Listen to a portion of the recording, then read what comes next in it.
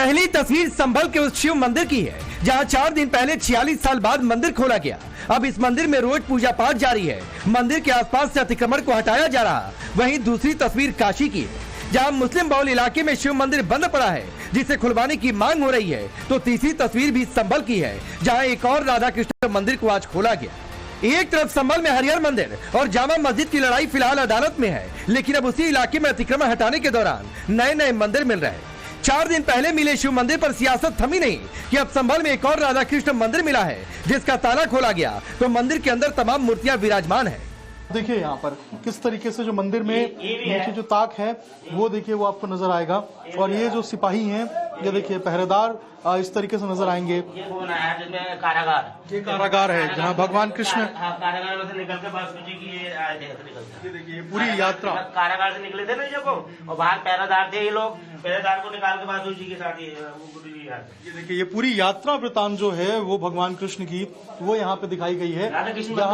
यहाँ देखिए आपको लक्ष्मीमाता गणेश जी की जो फोटो है वो भी नजर आएगी। और देखिए ये कितना पुराना मंदिर है और इसी मंदिर का आज जो है वो प्रशासन ने फिर एक बार खुलवाया है। और आप 4 दिन पहले मिले शिव मंदिर पर हो रहे अतिक्रमण को भी हटाया जा रहा। मंदिर के पास बने मकान की बालकनी अवैध रूप से बनी है, उसे भी तोड़ा जा रहा। प्रशासन के एक्शन से पहले ही मकान को तोड़ना शुरू कर दिया गया। मकान मालिक का कहना है अवैध हिस्सा तोड़ने से कोई आपत्ति नहीं, लेकिन संभल में मंदिर मिलने के बाद विपक्ष नैरेटिव सेट कर रहा कि 1978 में हिंदुओं को किसी ने नहीं भगाया, बल्कि सच्चाई रूह कपा देने वाली है। जो भी एटमॉस्फेयर था, जहां तक मुझे याद है कि ओवरऑल इनका इतना आतंक था कि उस आतंक के आगे हिंदू तो एक तरफ को दुबक कर रह गया और यहाँ से भागने की स्थिति में आ गया। जिसको जहां राह मिली उधर को निकल गया और ओवरऑल इतनी दयनीय स्थिति बन गई हिंदू की कि वो अभी तक उभर नहीं सका है। मुस्लिम आतंकवादियों अतियाई द्वारा वहां पर तुरंत ट्रैक्टर की ट्रॉली लगाकर उसको गेट को तोड़ा गया। तोड़ने के बाद में मोर देन 20 से 25 लोगों को मौके पे जिंदा जला दिया गया। लाला बनवारी लाल जी गोयल वहाँ व्यवस्थापक थे तो उनको चीर दिया गया और काफी लाशें सामने तालाब में डाल दी गई। जब 3 दिन बाद नानाजी देशमुख संभल आए तो मैं गया उनके साथ, तो तालाब का रक्त लाल था। विपक्ष का कहना है संभल में मंदिर को कुछ नहीं किया गया, लेकिन कल विधानसभा में सीएम योगी आदित्यनाथ सवाल पूछ रहे हैं कि 22 कुओं को किसने पाट दिया। इतना ही नहीं, सीएम योगी ने बाबर और औरंगजेब का जिक्र कर विरोधियों पर करारा हमला बोला। आज वहां पे सारी चीजें मिल रही हैं। आखिर आपकी बात को मानते हैं कि मंदिर को आपने छेड़ा नहीं, आपने बड़ी कृपा कर दी, लेकिन ये जो 22 कुएं और उन कुओं में जो मूर्तियां मिल रही हैं, ये कुएं किसने पाट दिए? ये नोटिस में क्यों परेशानी हो रही है? आपके सांसद जिनसे आपकी प्रतिद्वंदिता है, मानता हूं, क्योंकि वहां पे आप में तो तुर्क और पठान का विवाद चल रहा है, मैंने नहीं कर दिया, एक विवाद चल रहा है। आप उनके सामने, माननीय सदस्य के सामने, आप उनके साथ अपनी जड़ें ढूंढ रहे होंगे,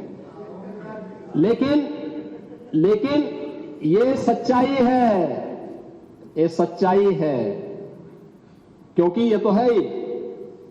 सकीफुर रहमान बर्क कभी भी अपने को ये नहीं बोलते थे कि मैं भारत का नागरिक हूं, वो तो कहते थे मैं बाबर का संतान हूं, वो बोलते थे। आप भी मानते हो किस बात को? अब आपको तय करना है कि आक्रांताओं को अपना आदर्श मानते हैं या राम कृष्ण और बुद्ध की परंपरा को अपना आदर्श मानते हैं। भारत के अंदर राम कृष्ण और बुद्ध की ही परंपरा रहेगी, बाबर और औरंगजेब की परंपरा नहीं रहेगी। संभल में मंदिर मिलने पर सियासत हो रही है तो काशी में मंदिर मिलने से सियासत और गरमा गई है। वाराणसी में जो महादेव मंदिर मिला, हिंदू संगठन उसे खोलने की मांग कर रहा। हिंदुओं को उम्मीद है विवाद जल्द खत्म होगा, मंदिर खुलेगा। वहीं मुस्लिम पक्ष मंदिर खोलने की बात पर भड़क गया। खुलेगा, विवाद थोड़ा बहुत है वो सुलझ जाएगा, वो समय निकल गया, जल्दी खुलेगा, पूजा पाठ का अधिकार भी मिलेगा। मदनपुरा में मंदिर मिला है, बंसी बजने वाली है। मदनपुरा में मंदिर मिला है, बंसी बजने वाली है। शिव जी का मंदिर है, लगता पूजन की तैयारी है। ये गलत है, उसमें कुछ है नहीं तो आपको किसको बंद करेंगे हम? जब कोई होगा तभी बंद होगा ना, जब इसमें कुछ कोई अवशेष होगा तब ना आप उसका पूजा करेंगे। लेकिन मंदिर का जो शिखर है, मंदिर की जो कलाकृतियां हैं, मंदिर के जो स्ट्रक्चर है, वो ये चीख कर बयां कर रहे हैं कि यहाँ पर पहले देवी देवताओं के थे और काशी खंड में भी इसका उल्लेख। ये सब अल्फाज आप अपने पास रखिए। ये चीखना चिल्लाना ये सब लफ्ज कहाँ से लाते हैं? चीख चीख के करे मंदिर है तो उसको इनकार कर रहा है कि आपके लफ्ज डालने से हम उसको और हाईलाइट करेंगे उसको। ये चीख कर क्या होता है? चीख कर वो आवाज आ रही है आपको? चीख रहा है तो कोई चीख रहा है ऊपर से, ये क्यों कह रहे हैं आप? ये चीखने का लफ्ज कहाँ से लगा दिया आपने? चीखने का मतलब कि कोई भी बता सकता है ये मंदिर अपनी गवाही दे रहा है। गवाही या ना गवाही कोई ये हम मंदिर गवाही मंदिर का हम कह रहे नहीं है, हम कह रहे नहीं है।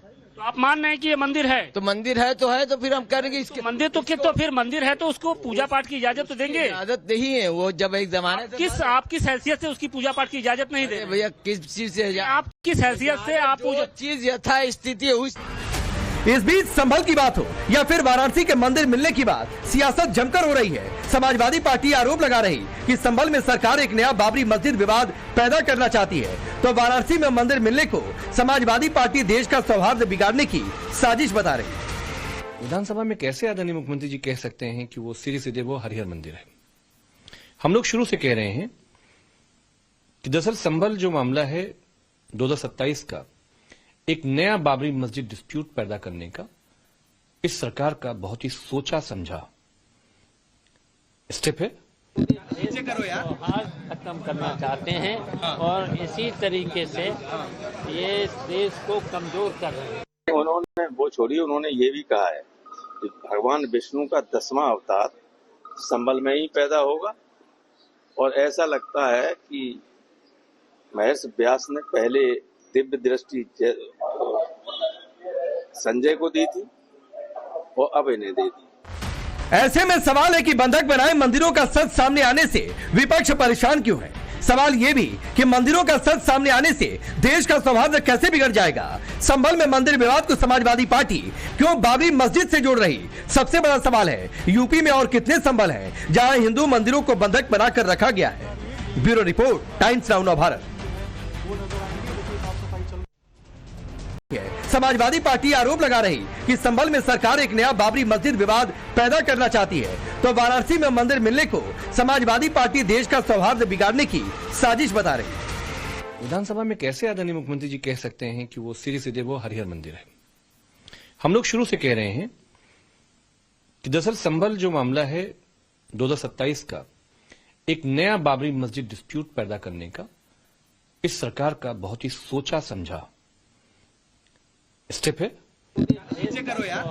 खत्म करना चाहते हैं और इसी तरीके से ये देश को कमजोर कर रहे हैं।